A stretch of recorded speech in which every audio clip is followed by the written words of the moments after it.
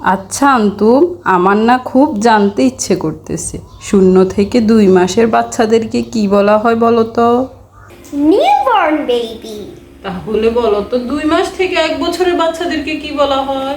Baby. তাদেরকেও যদি baby বলে, 1 থেকে 3 বছরের বাচ্চাদেরকে কি বলা হয়? টডলার। 3 থেকে 11 বছরের বাচ্চাদেরকে তাহলে কি বলে?